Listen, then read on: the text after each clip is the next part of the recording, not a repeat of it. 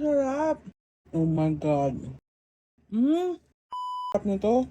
Donuts na napapamura kami sa Sarap, Tatots Donuts. Favorite donuts na namin yung sa Tatots, and pagluluwas kami ng Manila, lagi kaming nag-advance order para pick up na lang agad. We've featured them before, but since they're celebrating the rebranding, we want to show them some love by featuring all of our favorite donuts from Tatots. Plus, a quick review on their 3 newest flavors. Start tayo sa newest donut flavors nila. Calamansi glaze. Makapal ang glaze and amoy na amoy mo talaga yung asim ng calamansi flavor. Pagkagat ko, grabe, nag-burst yung flavors inside my mouth. Tapos na complement ng tamis and softness ng donut nila. Solid to. Mango bliss. Ito naman, lasa rin yung mangga and masarap rin siya. Ang generous rin ng glaze and medyo matamis siya, so naghahati kami ni Jowa dito. Choco dilis. Sobrang na-curious kami dito kasi parang champurado and dilis on a donut. Parang weird lang yung taste and feel para sa amin. Okay na kami na we tried it once, but it's not a flavor we'll order again. Pero try nyo pa rin kasi maraming nagustuhan to. Now on to our rankings ng top favorite Tatots donuts namin. Starting with the flavors na tied sa number 5. Strawberry sprinkles. Sobrang nakaka-happy tong flavor na to. Sakto lang yung tamis, so kids will surely love it. Yung burnt mallows naman, kita nyo ang generous sa toppings na marshmallows, graham, and chocolate. Sakto lang rin yung tamis and bet ko yung slight bitterness ng chocolate. Oreo cream. Tadtad ng crushed Oreo sa ibabaw pero di siya ganun katamis. Sarap ng combo ng cream and crushed Oreo nila. White almond. Sarap rin ito. Ang generous sa almonds and sakto lang rin yung tamis. Tied sa number 4 naman, first is yung matcha Oreo. Ang generous rin ng matcha cream on top and yung bitterness or earthiness ng matcha na complement ng crushed Oreo sa paligid. Bet!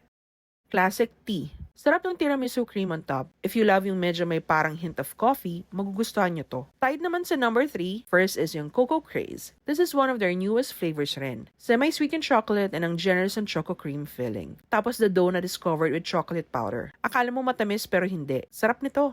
Ube-ibe. Tama ba?